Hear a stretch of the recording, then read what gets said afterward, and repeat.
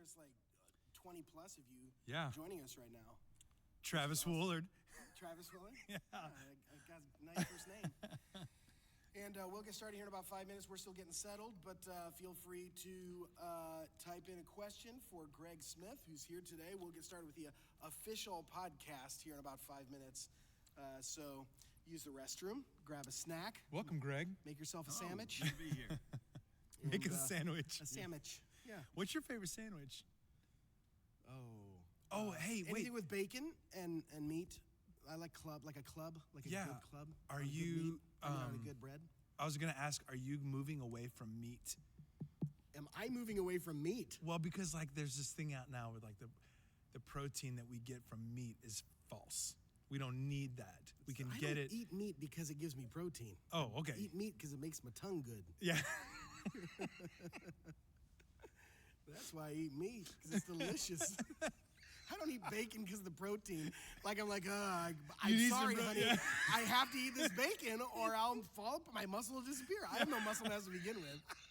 I'm just shoving that stuff in.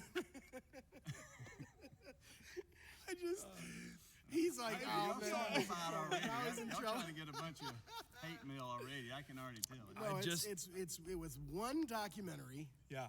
that probably was paid for by the soy growers of America. Yeah.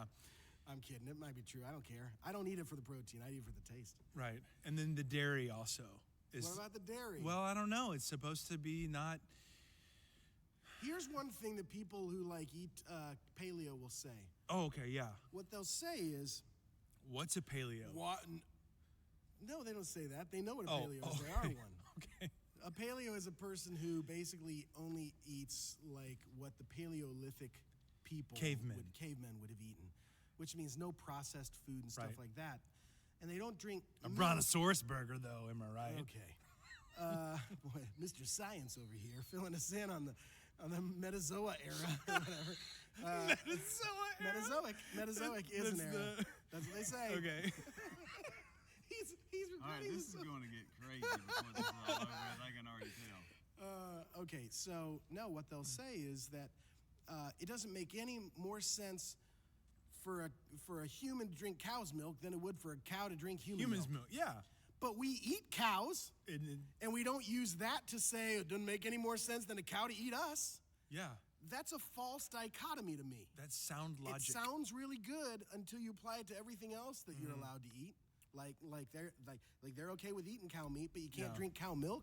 Doesn't make any sense to me. Well, and the cows, am I right? I mean, they're Poor cows. Yeah. Poor cow. I I don't know why. To do because we're not supposed to drink milk after about age 2 anyway. Any Well, kind of milk. that could I think be. that's the argument. After I'm not age gonna lie. 2, After about age 2, then you're not supposed to drink milk anyway. says the Yeah. professional. No more milk after not a age 2. doctor. That Oh, is- okay. That is absolutely Not a medical just doctor. hearsay. Yeah. That has nothing to do Making with this. stuff up. When did you stop drinking milk? Answer in the comments. My voice is terrible. I got What? Oh, because Travis is a little under the weather. I want to keep looking out You say here. I'm allergic to weather? Yes, I want to keep looking out. I then said we're you're in a trouble. little under the weather, Oh, gotcha. which is a weird saying, but still. Hey, what microphone do you have, Alan? They gave me a wireless mic. Can you guys hear me? Our moderator I is cannot Alan hear you I Dragu. cannot hear you any better than if honestly, the reason I wanted him on a regular mic is so that he would be recorded on the podcast. But does that matter? He is? Awesome. I don't have to yell these questions, do I? I can hear him. Do you want me to translate? I can hear him. Well, he's speaking English. Go ahead. Can I say the questions this loud? Is this too loud? Is that- Can you is hear me? that- Is this good? Awesome. It's good in there, but can we? If we can hear it, all right. So we might. No, a feedback loop. That's no problem. But you guys can hear them. We can hear okay. Yeah, you Okay. might have to speak up a little bit. It's Okay, almost cool. 3 o'clock. I know. There's a thing right back there. Okay. Are we live right now? Hey, are we? We're hey, live, over dude. there. There's like 26 Look, people We're watching. looking at the back of your head. What? Yeah. Oh, that's the one? Yeah. Well, Perfect. it's varying so that they Okay. can get good shots of all of us. It's okay. Hair Club for Men. They can take it around Easy. All here. right. It looks Up great. there. easy. No. It's very- You want it's to salt and talk. pepper. I need some. That's true. Look at this big full head of hair. Look at you, man. I need a haircut bad. It's like, it's insane right now. Oh, And we're live with a live episode of Tell Me More. Welcome to a live episode here at 3 o'clock on a Sunday afternoon where we are live on Facebook and on YouTube. And if you're listening, on our podcast, thank you so much for joining us. We're recording this. We're not in a live studio audience. There's no studio audience here, but I am Travis Billman. I'll be your host today, and... Well, there is a live audience, though. Well, yeah, the audience is alive. Okay. They're not dead. Right. But they're not in the room. Is that what you mean? No, I'm just saying they're watching. They're tuning in. But sometimes when you say, like, welcome to a like a live laugh episode, track? there's like a lot of like applause. We should and have no had- one's applauding us, which would be great if there was people in the room and they just weren't, they couldn't care less. I don't They know just what weren't that was my like. They weren't applauding at all. I would love it. If all of a sudden you're like, oh, there's 100 people in the room and they're not replying at all. We That'd should be have great. a laugh That'd be track. great. We should always have a laugh track. Just people laughing at us I think constantly. that's a terrible idea, to be honest with you. But that's okay. You're my laugh track, Jeff. You're my Travis laugh track. Billman. I'm Jeff Simple, and Yes. we have a guest with us today. We do. We have Greg Smith, director of Stillwaters Counseling Center in Gainesville, Georgia. Let's welcome him to the Welcome, Greg. podcast. Thank you. Thank you so much for joining us live. This is awesome. And let me just say a couple things to those who are. You okay? Yeah, my kid's elementary school is calling me randomly, and it's vibrating Are your between my kids in legs and school freaking right me now? out a little bit. Okay, so we are live on Facebook. For the people who are watching us live, let me just say there's about a 2-minute delay. So if you're commenting on things you hear, give us a little bit of context. Like if you have a follow-up question, make sure that you kind of let us know a little bit of context. If you're just laughing, or that's totally fine. But we just want you to know that what we're saying live on the stage, you're seeing about 2 minutes later. So don't be put off if it doesn't quite match up, or if we're not immediately replying to something that you say, because there is a little bit of a delay. So Listen to us. We're in the future, and we're going to tell you what's happening so that you'll know. Oh my word! I just got word. Someone bombed the White House. No, You guys, We I could don't know do why I that. chose that. Well, we could do that though, and basically tell everyone and by everyone, you mean the 26 people watching who right are now. listening delayed 2 minutes. Yes. Also, I apologize. My voice is not nearly 100% the way it usually is. I got like allergies Kinda got or that something. raspy. In a world where, of podcasts, one team. Okay, welcome, Greg. This is just total nonsense, and we hope that you'll bring some civility to what we're going to do. I'm going to encourage you to scoot right up to the mic, because we're going to start off with some questions. Also, you're going to hear a fourth voice occasionally happening, and that's Alan Dragu. He's our social media guy here, our expert, and he is bringing us questions that have been written out on Facebook. So, Alan, how you doing today? I am good. You are? Yeah, I'm good. You I look love great, it. man. I love it. Oh, Oh, he's so thank you. clean. He's got like the nice clean Bro, hair. he and his wife just had a new baby. Dude, he looks so well rested. and I don't know how you're doing He's it, man. smiling. His hair is combed. It Don't could be convict that me the of lighting low is- rest. My wife's gonna Your watch clothes this. match, like everything, dude. You're like Your killing clothes it. match. I was just walking around in PJs after I had kids and socks, one sock. I didn't know what was I didn't happening. know what was going on. So, Alan, first of all, let's start with get a little context for Greg, okay? Yeah. And then, Alan, I'm going to ask you for questions as they come in. But, Great. Greg, give us a little context for who you are, how you kind of came to be where you are, and then we'll go from there. Okay, I'm a licensed clinical social worker, and I've been practicing family practice for 23 years. We primarily focus on teenagers. We built the whole practice around unruly teenagers and substance abuse, truancy, those kind of things. And so it just evolved into our family practice. We see all kinds of issues, but for the most part, we kind of got our niche in town was working with kids who were the trouble kids. Yeah.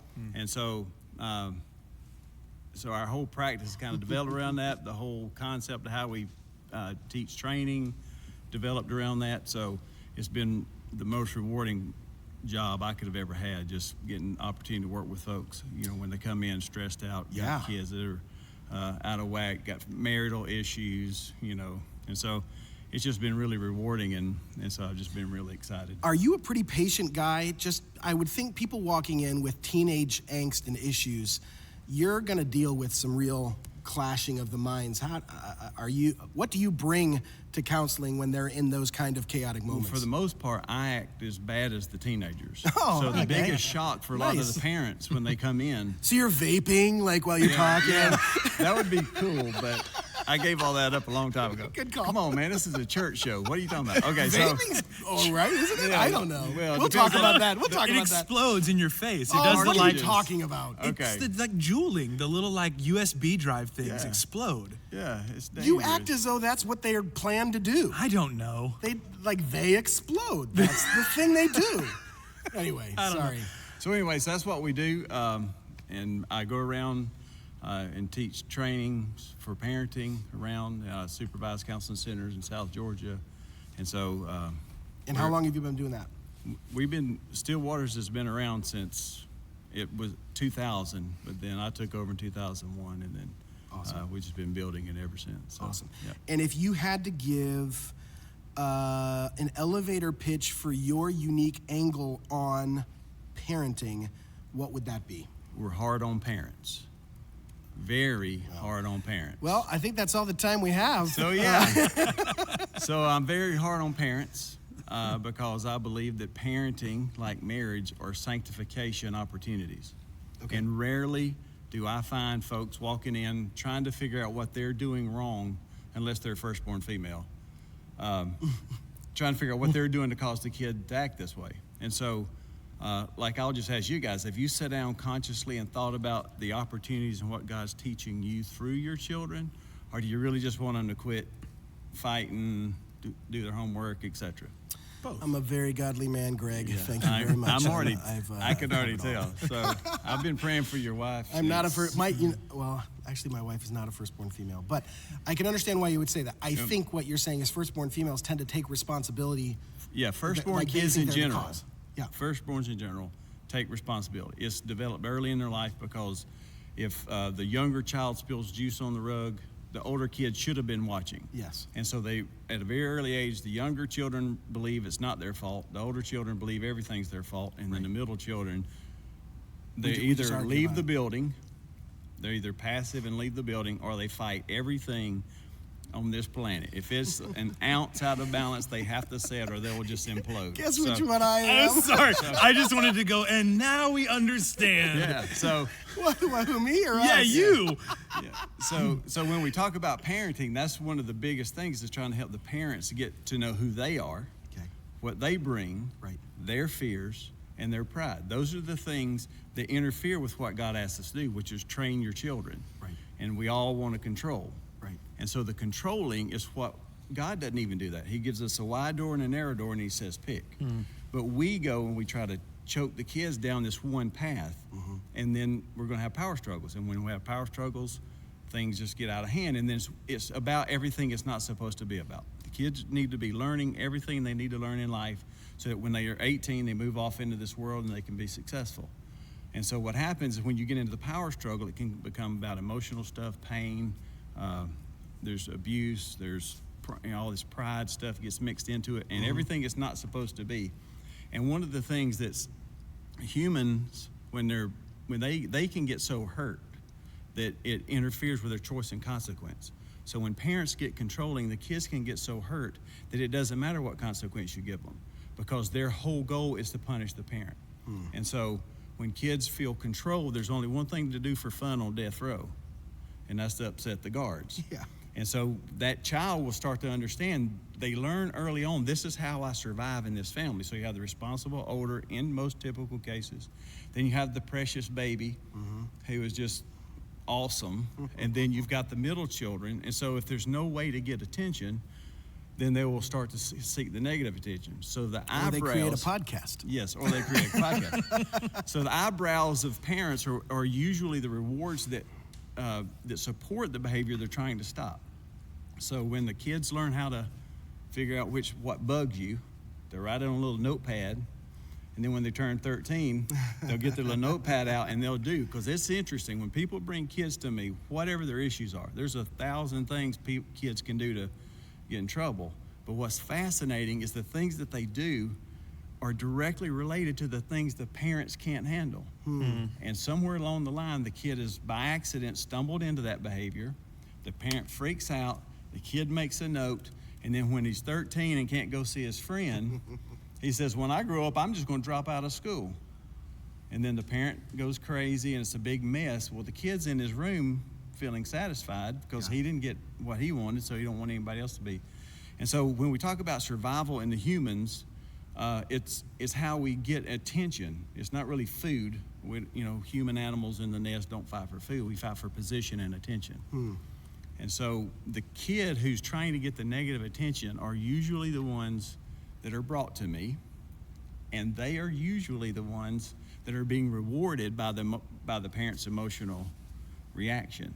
So it's real fascinating. So anyway, so In a negative way. They're being rewarded by they're Getting their doing best. something negative Yeah. that gets Yeah. attention. Yeah. Gotcha. yeah. So They set them off. yes, so they know the script. So it's just fascinating. So I'm hard on parents. I'm big on sanctification. What are you training? Ask yourself, what are you training when you tell the kid to sit down and shut up? Are you training that kid or to prepare them for the future, or are you just trying to get your need met? Yeah. And I'm big on hypocrites because when their kids reach adolescence, the hypocrite detector is huge. Yeah. So if the parent's screaming at the kid and then punish the kid for screaming, forget about it. Yeah. It will not work. Yeah, so bro. the Okay. power Is this your struggle- idea to have him come power here? struggles, yeah. So anyway, so if you Okay. if you learn how to train your parents, 5 easy steps to train your parents. Hopefully, there's a book coming out soon. But anyway, By who? You? yeah, Okay. yeah, we're working on a Are book. you? Yeah, Oh, maybe awesome. maybe 5 sometime easy in the steps spring. to train the parents. Yeah, Yeah. you're choosing to train your kids rather than control them. Right. Because God doesn't. And so when parents are exasperated, out of breath, they can't do it, you've got single parents, you've got blended families, you've got all kinds of issues going on.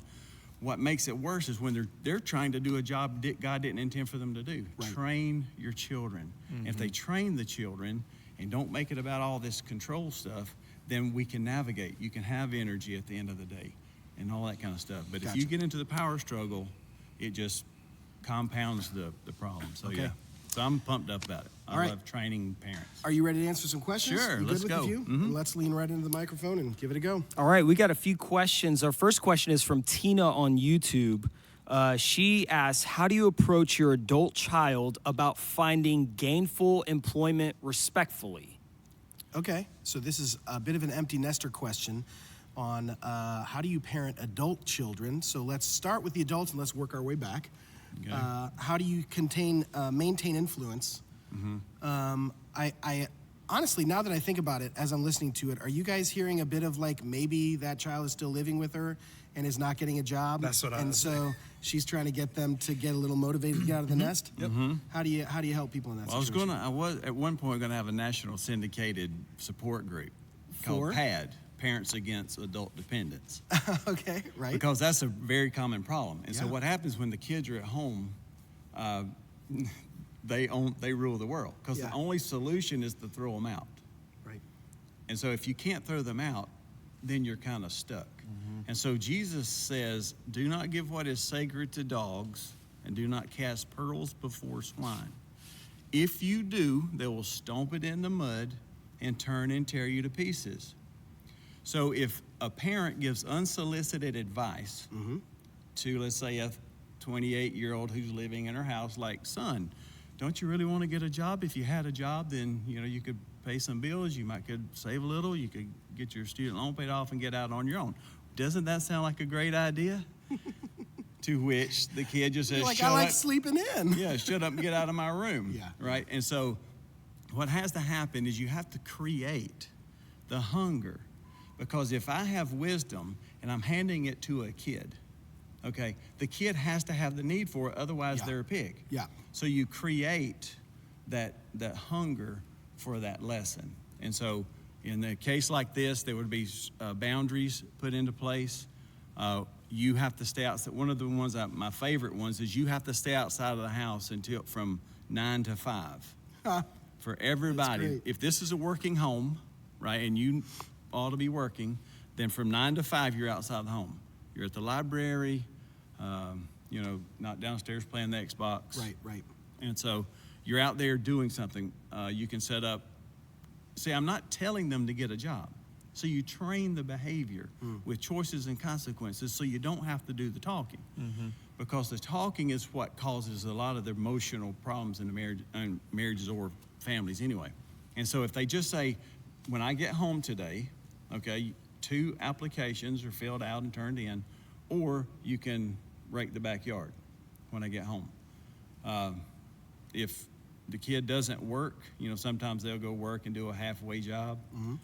Then the parents will say, okay, I wouldn't. I mean, this big, long conversation about how you wouldn't hire somebody like that to do that kind of job. You wouldn't pay somebody. Well, don't pay them.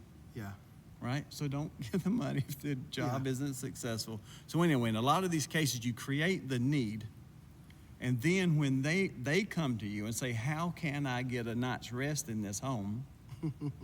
Then it would be by turning in some applications. Yeah. I'm pretty big on when they're 18, it's a privilege. So there's a brain transformation parents and children need to understand.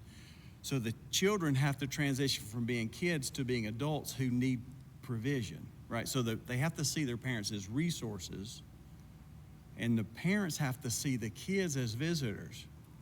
It's just amazing. Parents will come in with a 25-year-old kid living in a house and fussing about their underwear being in the bathroom floor. And I'm like, seriously? I said, if I were staying in your house, could I get away with it?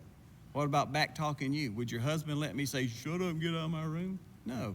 So the parents have to really let the kid transition in their mind so that they can make this transformation. So what happens if she says, all right, if you're not, the consequences are you rake the yard or you mow the lawn or whatever, and they're like, I don't want to do that. That's okay. That's okay. You see, if you understand training children, you don't do this because it isn't about pride. See, I can see where you're going. Like, you're like, the kid goes, I ain't going to do it. What are you going to do? Right? Well, if you get into this posture with them, it's going to escalate and they win. Kids win the power struggle. Even if they're in jail, they win because they know you're at home trying to figure out how to get up money to put on their books. Okay, so they know they're going to win. That's why in Walmart, the 2-year-old will always win that fight because the kid don't care what everybody's thinking around them, but the mother does. And so you always, it's yes. This is one of the things that gets so much attention. You answer yes, and it's okay. So you have a permissive spirit. If the parent has a permissive spirit, then you're inviting them to suffer the consequences. And that's because people make wise decisions for themselves. But if it gets to be a power struggle, they'll put the bomb in their own shirt. And it won't matter. So if he says, I won't, that's okay. Ultimately, they could push it to where they're choosing to leave the home. They could. Now, we could have several intermittent steps between here and there. But I had a client, I'm telling you, she's on the hero list, took a kid to the homeless shelter, dropped him. Wow. He wouldn't get out of the car, had to call the police to get him removed. Wow. See, She's on the hero list. Hero list. And people in therapy, if you want on my hero list, you do something I don't know if I could do it. That's how you wind up. So if you can do something I don't think I could do, then yeah. Okay, so I guess my question is, if there's a system of choices and consequences, there has to be some amount by the parent who is willing to follow through with the consequence, right? Absolutely. Okay. Right. So what happens? What happens when the parent is? How do they avoid talking a big game and not following through? Okay. Threats. If you come as a threat, then you have to apologize to your kid for lying. Okay. That is absolutely lying. I'm telling you, I'm hard. Yeah. That's lying. So you need to go to your kid and apologize for lying. If you tell them they'll lose their Xbox, they don't lose their Xbox, you've lied to them. So don't go and preach them a sermon about lying and don't do all that kind of stuff because you've lied. What helps if you do the 5 easy steps, the number one consequence consideration is one that you want them to suffer. If the parent desires for the child to suffer the consequence, it helps them be consistent with executing the consequence and allowing the choice. Because if you don't want to give a kid a consequence, you're going to try to control the choice. You get out of the bed, I'm going to get a spank, you'll get a spanking. Well, if they don't want to spank the kid, then they'll duct tape the kid to the bed so that it can't choose to leave. So one of the considerations is, since we're sinners and we're weak, we got to understand ourselves. So training, when I die and I stand before Jesus, he'll say, did I do my job? How my kids turn out, that's between him and them. Because God's kids were kind of whacked. Like the first bunch ate the apple, the second bunch killed each other with a rock. So, you know, We're come doing on. all right. We're doing all right. They're just playing Xbox. Yeah. My kids survived, and it's luck and grace and mercy, whatever. I'm telling you. So, so when we talk about the consequences, if the parent can't deliver them, allow the choice, and execute the consequence, we're going to be stuck. Okay. Then everything else will be in a big emotional entanglement. Okay. Hovering parenting. Gotcha. Chihuahua parenting. Oh. Non-parenting. These are all names of parenting. I do not know those. We're not going to nervous take the that I'm time a to get into it because we want to get into more Yes, questions. okay. But yeah, Alan, give us another question. All right, Thank this- you so much. What was her name? Jen? No. Tina. This was Tina, and Thank she you, did Tina. confirm, by the way, her son does live with her. Okay. Oh, very good. Or Makes sense. daughter. Right. Either one. For now. All right, so the next question is from Melissa on Facebook. She said, I'm not sure I have one single question. Our issue is with electronics and her not having a closed circuit allowing anyone to enter. There are no boundaries. How can I encourage her to build boundaries and protect her? In regard to electronics. electronics for their kids. Yeah, electronics with their kids. Okay, training electronics. The content is the difficulty, because before a parent can catch up, Yeah. the kid's got 40 angles to beat you. I went to a workshop just the other day, and it was fascinating. I didn't know you could search porn if it's blocked out by doing Google Translate. So if you say translate, Now you just gave them an idea. yeah. I hope So- there's no kids listening So to this maybe you kids won't podcast. listen. But you have to understand that when social media is on, you're inviting people into your home. And kids, it is really scary. I leave that up for a lot of parents. I'm not really big on their convictions. Some parents will say, my kid needs a phone at 8. My kid needs a phone at 14. My kid needs a phone at whatever. I don't get really that involved in what the convictions are. What I'm more interested in is how you're using that media to train behavior. So a good cell phone with some media goes a long way to getting the room clean, the homework done, etc. So sometimes I look at it more as how we would use that to motivate other behaviors. But just monitor. If they do have a phone, monitor the best you can. Educate yourself best you can about the dangers out there. I mean, it is really scary, the stuff that's out there. Some things I've heard is just keep them in a public forum. Like, don't allow computers in a place where, like, in other words, put the screen their bedrooms? in their bedrooms, keep it open. Or if it has to be, then keep it in a place where the screen is facing the door when you walk in. So it's not, when you walk in, you're not looking at the back of it. That way they can privately do things. Just try to keep it very open. Real quick, Alan, did she say she has a very open, like, no guidelines? Or remind me, sorry. She said it says our issue is with electronics and her not having a closed circuit allowing anyone to enter. Yeah, I think as a parent, you just need to back it down as much as you can back it down. Yeah, to me it sounds like she's saying she doesn't let anybody look at her stuff or get near her stuff. That's what it sounds like Yeah, to me. Okay. yeah. Okay. Well, that would be a permission kind of deal. Like, a cool thing that I heard is phone contracts aren't legal until the person's 18 years old. So if they push me as a parent, then I can just take my contracted phone away and they can go get their own when they're 18. You know, so it wouldn't be a power struggle, because the phone issue would be something I really would, I'd be cool with that. Yeah. So I would really have the Clint Eastwood style on that one. I say, look, you can let me see the phone, okay? Yeah. Or you can choose not to. Or you can get your own phone. And you can pick. Yeah. And it's all about choice and consequences. The Bible says all things are permissible, not all things are constructive. So my job is to do that work. So yeah, as far as that child, the parent really needs to be on top of that. There's so many dangerous things in this world on that internet. It's kind of cool. The big guys don't even let their kids have phones. Yeah, Jobs I and all read that. Y'all that, heard yeah. that? Yeah. So, By big guys, you mean Steve Jobs? And Yeah. Okay, big Yeah. wigs. Gotcha. Yeah. Fortune 500. yeah. So, Well, All right. Did that answer the question? Yeah.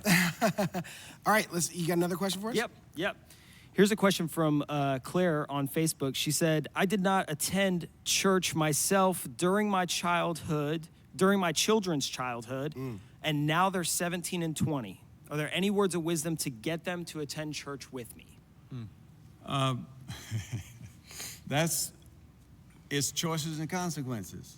Do the kids eat in the house? You know, some people will kick back. The kids will kick back and go, you can't force my relationship with God, blah, blah, blah, blah, blah. So if we keep it about choice and consequence, we're really not forcing, we're just training the spiritual disciplines, attending church. So you would just say, you know, do you want to go to the movies? Then you go to church. Yeah. You want to go to the dance? You want to go to the football game? You want to... Then just go to church. Why do parents not do that? What's the reason you would not want to do that? Well, like my son said, it's not his fault that we have kid worship in the United States. So he don't want to hear it. So we do tend to cater to the children. Sure. We're worried about, you know, we want to be cool. See, this is why you do create your better life for them. Yeah, get your own head straight about what you're doing as a parent, because your convictions lead everything. So let's say if you had a controlling parent who beat the Bible down your throat, then you're going to have a real hard time when it comes to disciplined church attendance. You're really going to have a hard time with that. So that's my first. Hey, can I say something as a pastor to that? I would say there are a lot of people who attend church, and they are no different than if they didn't attend church. They just have one additional thing that's a part of their life. And that's not going to change anyone's life. And to be honest with you, this is kind of a Southern thing where everyone who attends church is a Christian, and that's kind of what you do when you're a good person. But what changes your life is Jesus, not the church. You go to church because your life has been changed by Jesus. And so I say that to say the most attractive thing to your kids is your life being changed, not a message from a random youth pastor who's trying to look cool or a pastor on stage who doesn't know them, but your life being changed, you having love and joy and peace and patience and being able to have just a changed heart is more, will draw them more to Jesus than forcing them inside a worship gathering that maybe isn't even designed for them. It's designed for you because you know Jesus and they don't.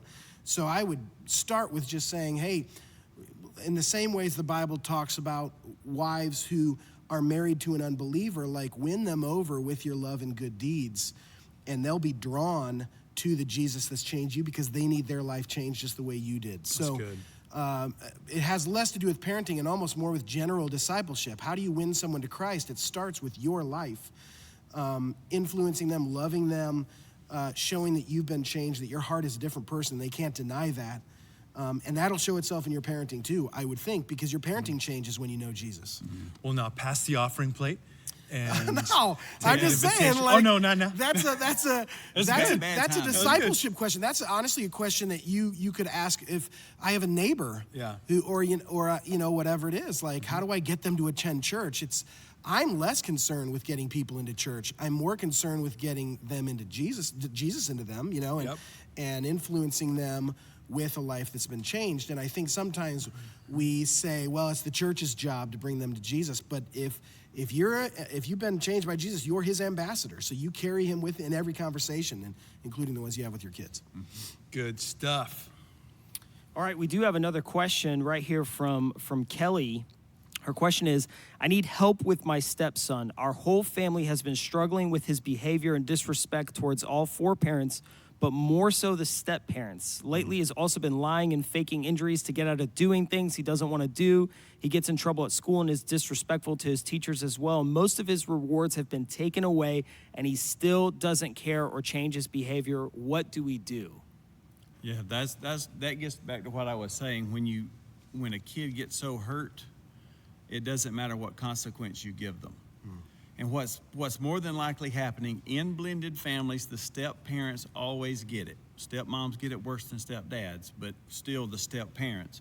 So when the kids are wounded by the divorce, they don't ask for all this stuff. And so when let's say his biological father remarries, she has different house rules than what he would have been accustomed to. And a 14-year-old, 15-year-old doesn't make that transition all that well.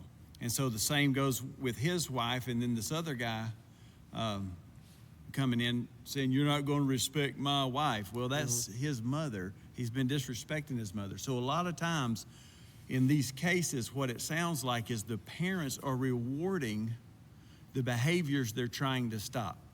How? Because they'll get, he's being disrespectful. Okay. Well, in that conversation, my hunch is he don't just walk in the house and start being disrespectful. There's probably some interaction. Go to your room, clean your room, do your homework, whatever. Then it turns into shut up, you can't tell me what I'm doing, blah, blah, blah, blah, blah. And it escalates. And so when you talk about choices and consequences, you don't get into this. And I'm telling you, most of the time these things escalate when parents try to talk their kids into acting right. When you talk a kid into acting right, in that little mini sermon, all they get from that is you're calling them stupid or bad. And so they get wounded, and then they retaliate because they're humans. They get hurt. They won't hurt everybody else. They're not happy. They don't want anybody else to be happy. And so when you talk about this struggle, you really have to watch your response to that. Because just imagine, okay, you didn't do your homework, let's say. And I'm the kid. And you're the kid. Okay. And so you don't do your homework. So you need a consequence for not doing your homework, and we're done with it. So I just walk in and I say, keys, please. You hand me the keys. Why my keys? You didn't do your homework. When you do your homework, you have your keys back. It's very simple. But if I don't train, then I've got to have the conversation. So why don't you do your homework?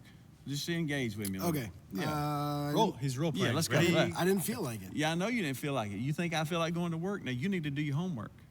Well, all right, fine. Do it. Now. Well, just give me some space and I will. Some probably. space. Oh, this is one of those things. If I get off your back, you'll do it. Every time I get off your back, you don't do it. You just go back to playing your game. Well, I don't know what you want me to say. Do you think you're ever going to amount to anything not doing your homework? This is the most ridiculous thing I've ever. You just think the world's just going to walk up to you and hand you a life. You have to understand we have to do things we don't want to do when we don't want to do them, and you're just going to walk around like this. Oh, Dad, just let me smoke pot. Do you want a job? Do you want to be anything in life? Obviously not. Obviously not, because it's evidenced by your behavior. You're I don't want to role play anymore, Greg. You're hurting my feelings. We have to call Ricky. And right. So when this is going on, right? Yeah. And this is doing homework. This is why you want to smoke weed. This is why you want to date that girl. This is all of these circumstances. Well, let me ask you, because it sounds like they've tried to have consequences. Because she said his privilege has been taken away, and nothing matters. It's still continuing. It doesn't matter when on death row, when the inmate shanks the guard, they drag them out. They take it to beat them with the stick and throw them in the solitary confinement, thinking that they're stopping it. Right. And the dude's in solitary confinement. I got him.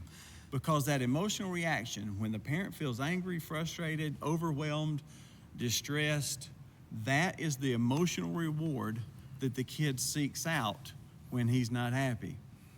And so what's happening, my guess is that the whole unit, he's figured out that if he just gets a little bad attitude and doesn't really get motivated, then the whole system gets upset with him. And so he's getting negative attention. And my money would say probably 4 people are rewarding the behavior that we're all trying to stop. So we need to get into a training behavior. You may speak disrespectfully, and then you lose your phone.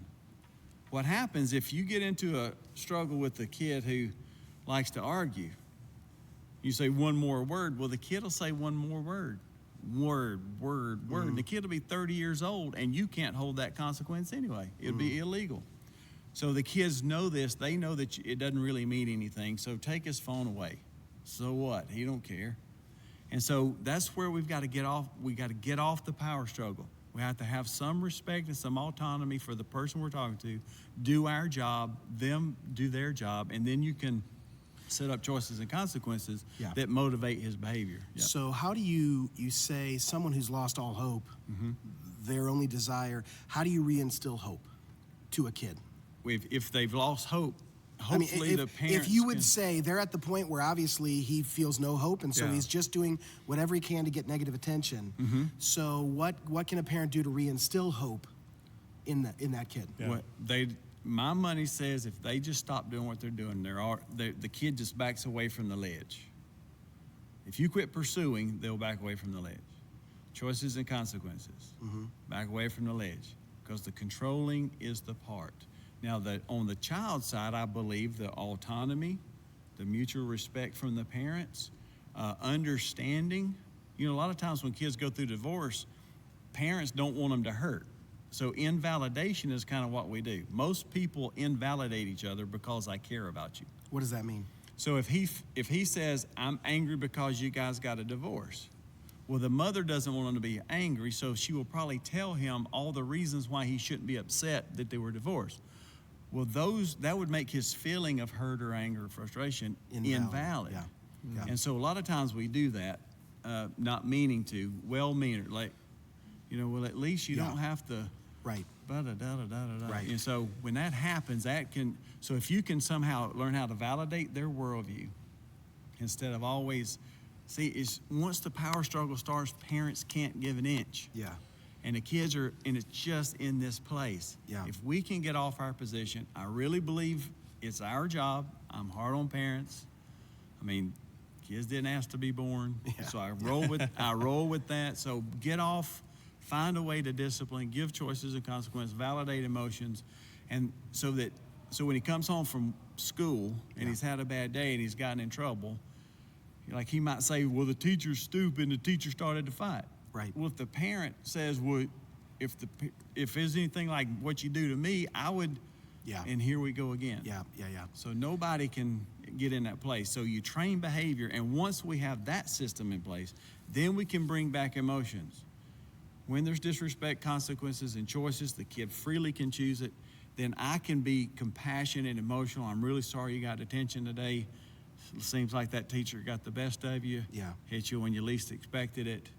And I have a big heart for oppositional kids. Most of my living comes from Yeah. that kid. So Yeah. oppositional defiant disorder, reactive middle children, reactive attachment disorder, attention deficit disorder, all of this, the symptoms look the same when it comes to unfairness. Mm-hmm. And so when you tell it, like the teacher says, Johnny, be quiet. Well, if Johnny is talking, he will quit talking. But if he says, Johnny, be quiet, and he wasn't talking, that injustice will cause Yeah, him to be yeah. in jail. Gotcha. And I really wish we could make a plea to the world and to parents, when it looks unfair to those kids, they will destroy themselves. They don't have the skills. They don't know how to back down. So I wasn't talking. Get out in the hall. You can't maybe get out. I wasn't talking. And here we go. He's going to jail, but he was innocent. So when he gets to my room, he says, I was innocent. Now, I've got to do some work with him to help him understand how his behavior is making him guilty. His behavior is creating for him the injustice that he hates. Yeah. But on the other side of it, it would just be so cool if a teacher could just say, Art, well, maybe I was mistaken. Yeah. Can we talk about it after class? Yeah. And Johnny says, sure. He feels respected. Teacher feels respected. We walk away from the scene, and nobody had to go to jail. I'll tell you, man, it's So- hard to give up power as a parent. Oh, Yeah. man. I can just tell. I Yeah. don't even. I love my kids, and they're great, and I still struggle with it. Yeah. Just there's something broken in me that feels like when I feel like I've been disrespected, when I feel like I haven't been given the authority, and honestly, it's usually not my kids, it's my marriage or my work or a other relationship or Yeah. areas where I feel inadequate, and then but I can hurt my kids. I don't mean that in a mean way. You know what I mean? Like don't We're put not too calling much on me. defects. Yeah, Yeah. exactly. But you know what I mean? Like I can control them. I can't control the other relationships. So Right. yeah. Anyway, sorry, honey, if you're watching. So let's get another question, Alan. Yep, this question is from Melissa. She says, what about boyfriend-girlfriend relationships? My daughter, for the first time now, has a boyfriend. We've always said that she's not ready for that and she needs to focus on school. She is continuing to date him. Instead of bickering and arguing back and forth in our household, would it be appropriate for me to bring him along in our daily activities and maybe open up a little? Do we know how old she is? She didn't say the age. Okay. I guess it to you it'd be irrelevant. It's the conviction. Okay. Well, there's legal. If the conviction legal is stuff, but the conviction 14 or 18, it doesn't really matter. Yeah, if that's they're up to the cool parents. with the dating and they're wanting to let up on some of the power struggle, I'm more of a proponent of trying to see how we can train her to date than it would be to try to get her to stop dating, because relationships, especially, you can't control. If you try to control a kid about a boyfriend or a girlfriend, I mean, they'll make your life rough. Yeah. And so I would much rather say, let's talk to this guy. Let's, it's kind of interesting. If kids want to date, they really don't want to date around the parents. So so I say you can, like I've advised parents, you can date on our couch. We'll go pick him up. We'll come back here. You on our couch, and then you go. And that would be kind of like the dating. Right. Well, if the guy is really interested in a relationship with the young lady and the family, he might be interested in that kind of an arrangement. But if he's not, he won't play that. And so you always trying to work with a way that you can set up the permissive attitude with the parameters. So you can date him. Yes. And here, As long as it's within these guidelines. Right. I'm a big yes. I'm just noticing something from you, listening to you talk, and I've got 2 teenage daughters. Uh-oh. So it's hitting home for me a lot of what you're saying. One observation is that in our house, you are describing a lot of the scenarios. However, my wife and I aren't always, there's not a lot of like the, when you create the scenario where the people are like, shut up, like that's not so much happening. There's more of a desperate feeling because my oldest daughter is logic and reason. My youngest daughter is emotion and feeling. And so it's the 2 different ways of the way that they deal with hurt, pain, shame, guilt, all those things. Sometimes it's a desperate feeling of like one thing we do works for one kid and it just doesn't work for the other, and trying to figure out what works. So like I'll give you an example. The thing you were talking about where they feel it's the middle child that feels like they need a voice to be heard, and so a lot of times she's wanting to be the parent to her younger sibling because she feels parented by the older sibling. The communication should always be choices and consequences. It feels like emotionally I want to get involved with her decision making. Okay. So like I feel her pain. I feel like, yeah, I get it. You want to feel like you have a voice. Here's how to get a voice. But don't do that. Don't get involved in Yeah. I'd much rather say if you want to be a parent, yeah. okay, then that comes with a responsibility. Okay. So here's the deal. You can parent your little sister as long as you're willing to clean her room. Okay. Go right ahead. Parent her, and when you parent her, then you go clean her room. Because that'll be a great thing, because when we're parents, there's a lot of responsibility. So that would be kind of akin to her having a job when she has children, when she's a parent. So you could teach her that. And about the emotions, that's why when you train behavior, then you can bring the emotions back. So you can come back and say, I'm really sorry you chose to clean your sister's room today. That must have been really hard for you. So you felt alone, you wanted a voice, you spoke up, it was worth it to you. You cleaned the room, you're not so happy with that. Maybe you're learning that you might not want that. I'm sorry about that. And remember sibling rivalry. They're trying to get food. They don't fight for food, they fight for position and attention. So if I go and say, why do you always have to parent your sister? Then I'm rewarding the very behavior I'm trying to stop. That makes sense. So the biggest thing is I'm telling you, you may do that. And here's the consequence. That's why I say there's always yes to permission questions. Always yes to permission questions. Because I suffer as a parent. I'm a sinner too.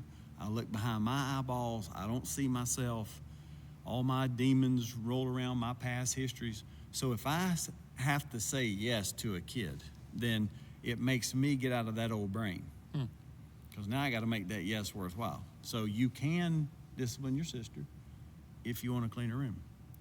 I also let them ask, or what? So sometimes I'll slip up, and I say like, go clean your room. Well, I want my kids to ask, or what?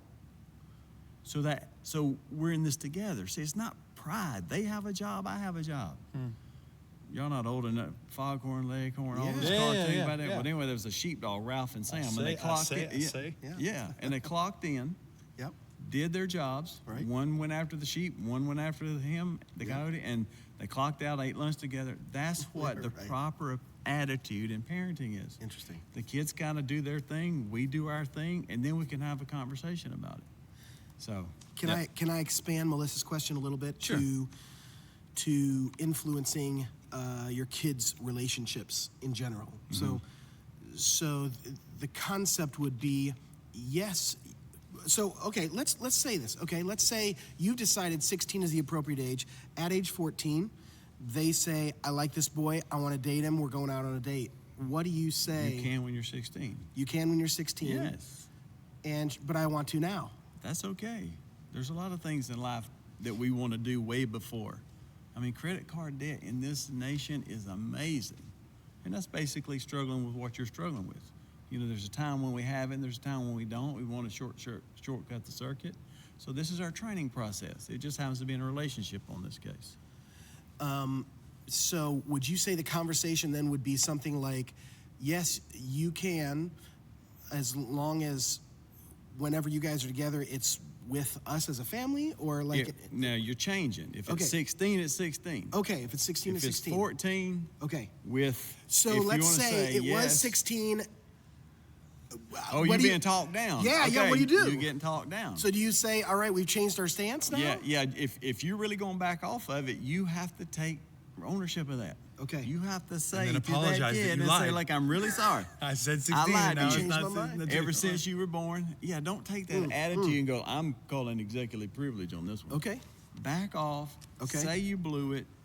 You rethought it. Your parents, because see, our convictions really need with our spouses. Like if you're Right, married, right. no two spouses have the same convictions Yeah. as it relates. Loosely, generally, but specifically because you guys struggle, right? So then how we parent the kid has to take that in consideration. So I'm cool with us saying, all right, look, we thought about this, we talked about it, let's back off some. Yeah.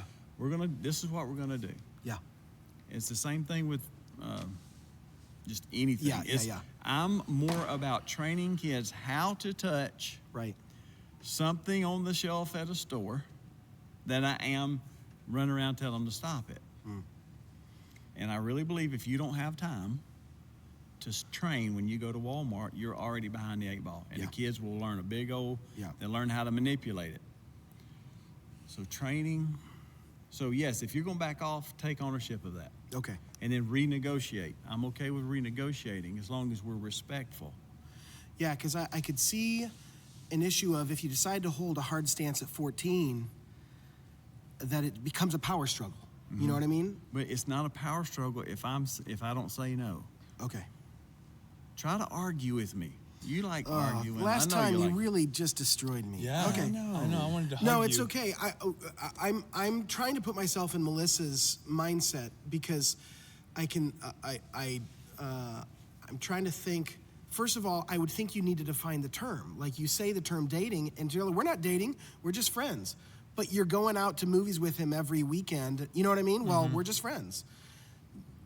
I would think you'd need to clarify some of that in the conversation of say, hey, you can date him as long as here's what it looks like. okay, I'm okay. You know what I mean? I'm okay if dating looks like whether going to the Come hang call, out with or our the fam- mall, with the friends, whatever you want to call it. But that's Okay. what I'm saying when I say 16.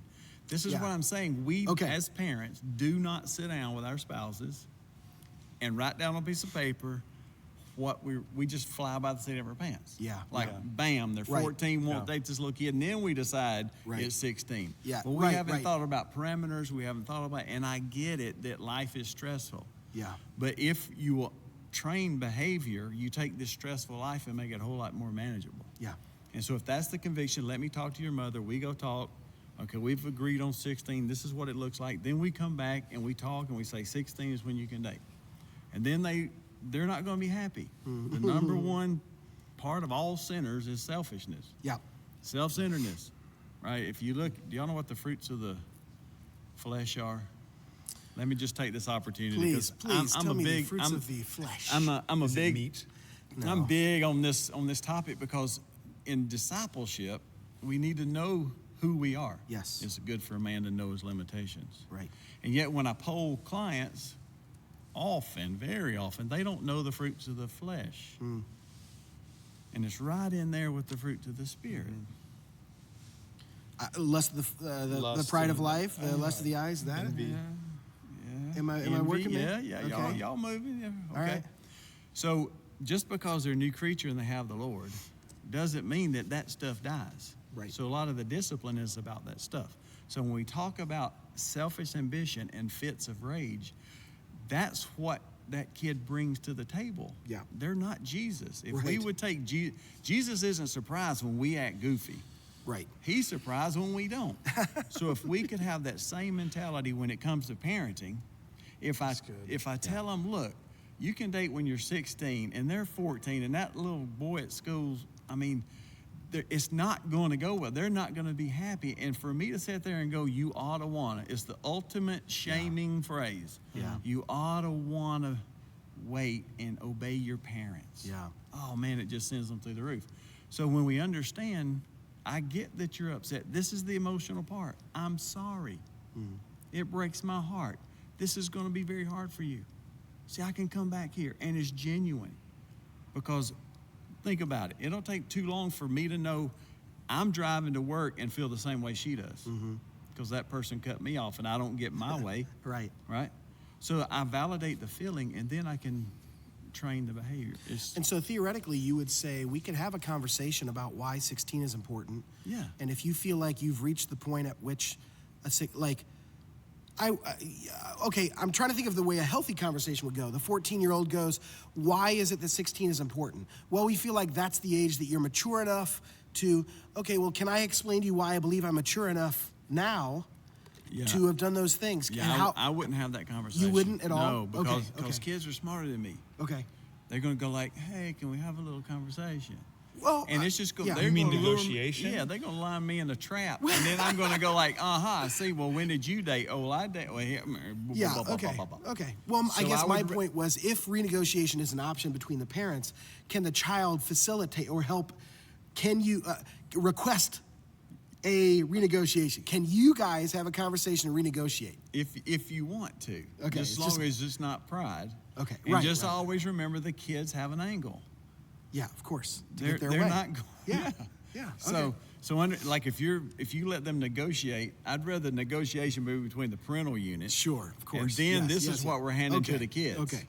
Okay. Gotcha. And then Yes, yes. then they can share their feelings about it. Okay. Because that I care about. Right. I care about how my kids feel about what's going on. Mm-hmm. It's hard for me to have a lot of respect about opinions Yeah. from a parent, right? Right. Because see, I've lived, Right. all that kind of stuff.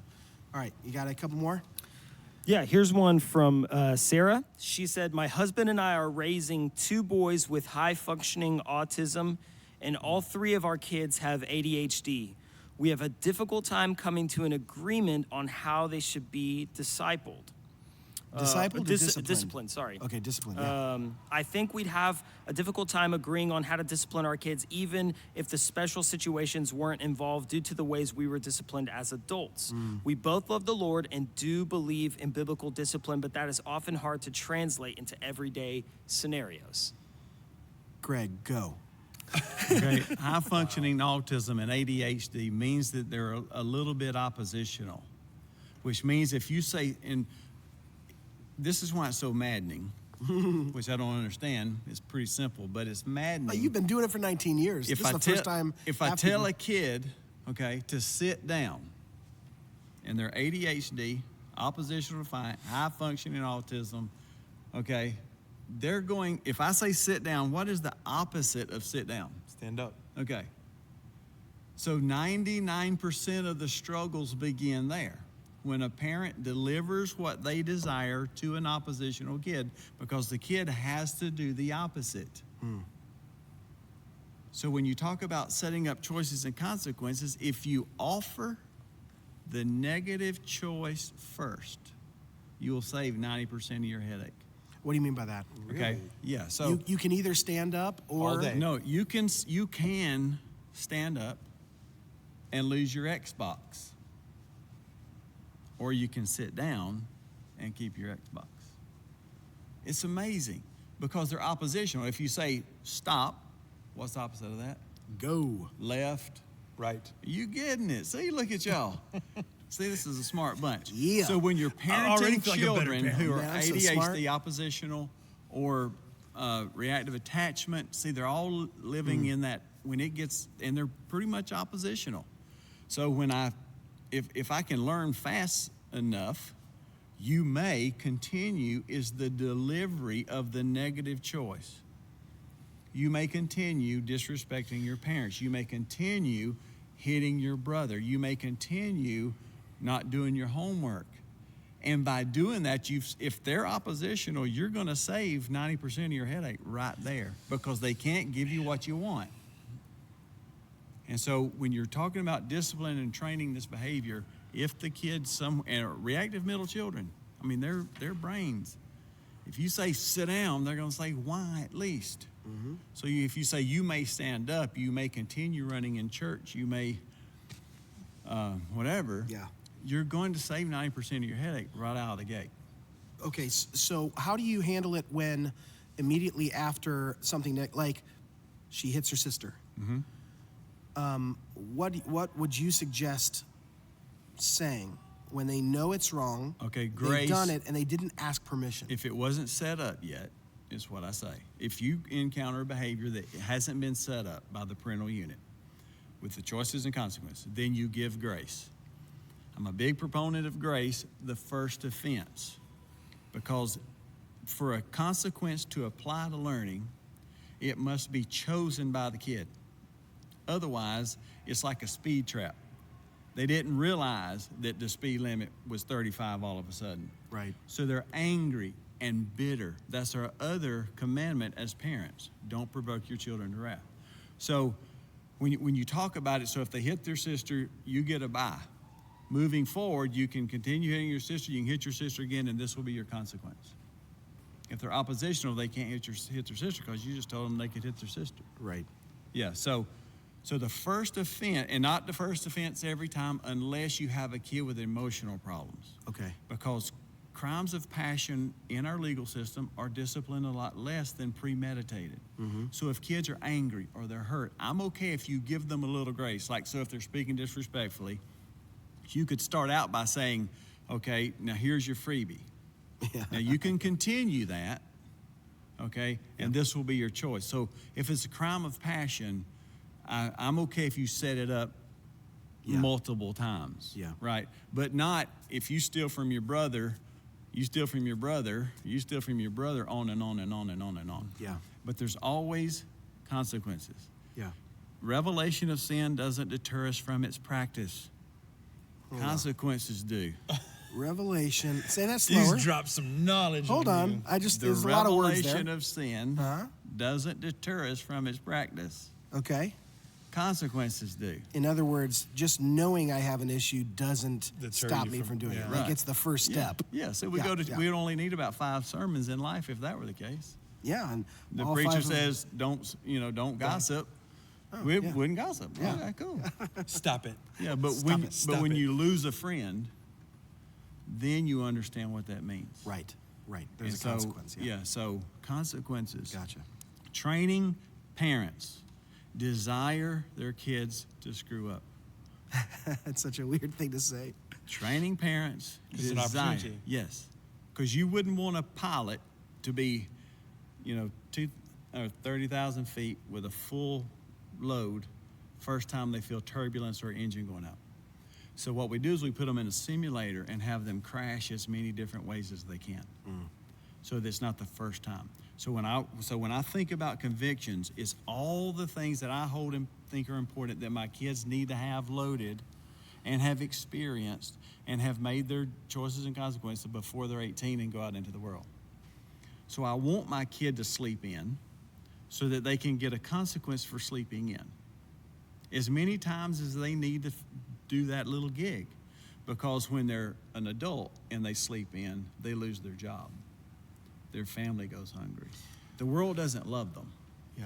So I want them to really suffer those consequences in my loving home. We're the simulator. Yes. And so the whole child raising time is, But there are some things that you don't want them to experience all sin, right? I mean, I don't know. want Yeah, my let kids them play in the watching road. porn. You know what I Yeah. mean? Well, no, I just mean, you know what I mean? you're not going to have to want them to. But if Well, I know. if they do happen to see that, better it happens when they're in this. I know, but my point is saying the phrase "I want them to fail" means I'm setting them up for situations that they fail. Right. Okay, so do you want them to look at porn, struggle in your home, y'all have consequences, you have conversations from a loving, supportive father? Or do you want it to be when they're 28 years old and married and their wife finds it for the first time, and that's the first time we talked about it? Well, I'd like to think those aren't the only two options. Yeah, You would like to think that's not a two. Well, you know what I mean? The real option is let me put it this way. 6 years old is the first exposure to porn. 6. So yeah, You're right. I understand the inevitability of Yeah. certain things. Cocaine's not inevitable. Is it? I hope not. I haven't done cocaine. well, No, I'm not going to give the kid drugs, I and I'm know. not going to want them to suffer drugs. Right. But I do want them to understand addiction. I do want them to understand what it means to substitute something in their life to meet their needs other than Jesus. Yes. So Okay. I get a lot of kickback from parents. Oh, so you just want your kids to play in the road and get hit by a car and let them suffer the consequences? Of course not. There Right. are going to be times when you're going to have to control. Right. But my issue is we get them away from the road and that's it. If you get to the garage, then you can allow that choice to cross that little line and then come in. Yeah, Understand? right, you know right, what I'm right. saying? Yes, So yes, yes. our job is to train. Yes. So if we're trainers, then we need them to misbehave. We need them to go to the end of the leash. If they're not going to the end of the leash, they can't get the correction. If they're healing, I'm not training. So Jesus You asked say me if they're healing? healing, like a dog. Oh, gotcha. heal. Okay, I thought okay. you meant like, HEAL. No, Yeah. no. Yeah. Okay, if they're Okay. like Yeah, a dog yeah. has to go to Gotcha. the end of the leash to learn. right.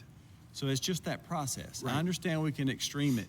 Right. And I But don't the- mean but, to. But there's a lot of parents who don't want their kids Yeah. to not make a B. To Right. have any pain. Yeah. You know what I'm Right, saying? right, There's yeah. not to wear that to church and get humiliated by their Right. peers, not to. Right. So, yeah, we certainly. I'm but- not there yet. I mean, like, I get what you're saying, and I do understand that to some degree. But man, it's so hard to see them hurt when Yeah. some of it feels preventative. I don't mind if they hurt if they're the ones who caused it. You know what I mean? Okay, Like, yeah, but then there's Like, more. hey, I feel like there's more external hurt coming at them Sure. than Well, like, yeah, they're going to experience hurt in relationships that aren't their fault. They were Yeah. kind and they got bullied. You know what I mean? That, Yeah, I that's not what I mean. yeah. But, Yeah. And the older they get, it just feels like yeah. the closer they are to where you're going. Yep, I know Okay. that's the world I recognize too. We're at 4:00. So here's what I say we do. Okay, Can we do 5 minutes of like rapid fire? You're not a rapid fire person, I don't Yeah. think. Or it's going to be the same shot every time. Choices and consequences. Like, Choices and consequences. Position and attention. Position and attention. But let's try it. Okay. Can we try it? And let's try to keep. I won't expound, and and we won't belabor it. So, let's. Alan, you just give us. Let's move with a few more. All right. Rachel asks, how do I stay involved, be on top of things, and engage, but not be a helicopter parent? Okay, I think it has to do with when the kid feels controlled versus in a relationship with. And I think that's the big difference. If the helicopter parent, the idea is that the parent never wanted the kid's feet to touch the ground because they're so afraid of the kid experiencing anything. So being engaged is emotional in the journey of life. And helicopter parents don't want them to experience the journey of life. They typically want to control the outcomes of the kid's behavior.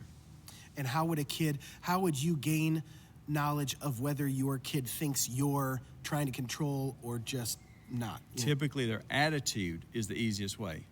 Attitude is the heart coming out the face and mouth. Okay. So when a kid feels controlled, there's only one thing to do for fun. So if your kid's giving you a bunch of yak, there's a good chance that you're in a controlling posture. Gotcha. The other way is to ask them.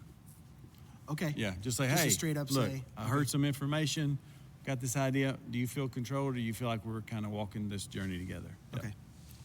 All right. Alicia asks, how can a single mom of boys teach her boys to be godly men? Ooh, that's a good First of one. all, shout out to single parents. Yeah. for real. Yeah. Single moms. Yeah. Yeah, Yeah, that's a good one. I think for a lot of time they need respect. So the best thing you can do is show them respect, because men have egos. That's our big problem, and it's our greatest asset. It's our egos. And so if the mother disrespects the kids, that can erode their ego. And so single parents, try not to put too much burden on them. It's going to happen. You know, one of the kids is going to feel like a pseudo dad. Try not to go for emotional support. But so just training behavior. Yeah. I would be redundant forever. Train behavior, have a relationship. And in this case, it wouldn't be a bad thing to get some mentors. Okay, great. yeah. Yeah. One more? One more? Yeah, one more. Unless you got two more. We'll All right, hit let's one do more one and more. see how it goes. All right, yeah. What concerns and or positives should parents be mindful of when parenting kiddos with a large age span, like 1 to 12-year-olds, and every age in between?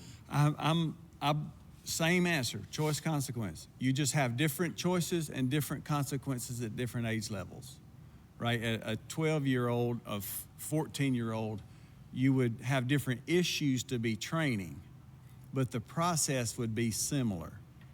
Okay, so 1 minute in timeout for the 2-year-old, half their age, 1 minute. If you want a consequence to work around teenagers, especially if they have friends over, have a timeout stool. So I don't make a big deal about the kids Timeout stool. Timeout stool, For man. a That's teenager? awesome. Yeah. That's so awesome. If their friends are over and you just lean up to them and whisper and say, you know, you can disrespect me one more time in front of your kids, right? For your friends. Yeah. Yeah, for your friends. Yeah, you can do that. And you get 5 minutes in the timeout spot. Now, it's your choice, and it might be embarrassing. So I bring them a relationship back. Might be embarrassing. But yeah, I'm not big on the different. If you train behavior, then we're training behavior, and the rest of it's relationship. So doing homework versus picking up your toys. Does that make sense? So it's kind of, if you set it up, do your homework and avoid this consequence, don't do your homework, get this consequence, it would be similar across age if we're training behavior. Yeah. If we're trying to get mixed up in a teenager's desire to go dating, right? And we're trying to figure out age appropriateness and all that kind of stuff, we can get lost in that. And the kids, they're smarter than us, I'm telling you. Yeah, that is true. How do you feel? Alan, you feel like we're in good shape? Yeah. In good shape? All Yeah, right. I think it's great. I feel like this has been a pretty good conversation. Thanks for I know. coming. Yeah, Thank thank you. you so much to Greg Smith. Yeah. And thank you so much if you're joining us on Facebook or on YouTube. Thank you for the questions that came in. Hey, we know that you guys have it tough. Like We're in this together, parents. I mean, Yeah, this is really tough. One of Yes. the toughest jobs that we have. So Yeah. we've got to work together. And we're going to start taking responsibility for our role in this. You know what I mean? Like, Yeah, and if it's you are really watching- easy for me to blame my 6-year-old, but I'm a Oh, man. 42-year-old. It's kind of my responsibility. Your Right? 6-year-old, your Yeah, 6-year-old you'd is think super so. cute and can do no wrong. You'd think All right, so, but it's always your I fault when figure it out- comes to your 6-year-old. it's a good thing I want her to fail because she is. Also, if you're watching and you haven't listened to the previous podcast, we have Yeah. four episodes, Four other episodes on on parenting, parenting and it's that were great. Yeah, and it's 4 different couples that are kind of sharing their parenting journey and different unique perspectives on that. And by the way, if you're listening to the podcast and you haven't subscribed, hit subscribe to however you're listening to this. It's really easy, and feel free to rate and review. That helps people know that we exist. But thank you, sir, for joining us.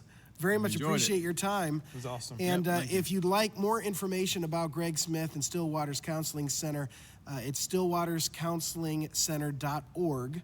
you can get information, or you can just connect with me or Jeff online. We have several Christian counselors in the area that we refer people to. If you're at a position where you need more than a podcast of a word of help, you need a continual conversation, hey, reach out to us. We would love to help you and get you in contact with people who are biblically minded and desire to disciple your kids, even more than discipline your kids, but to help you grow yourself as well. So I also want to thank Alan. Alan Yeah, runs our social Alan. media for 12 Stone, and he's amazing. Yes, he and I is. think you're incredible. Thank you for all that you do and what you did to make this happen. yeah, so thank you so much for joining us, and we look forward to seeing you next week wherever you listen to podcasts.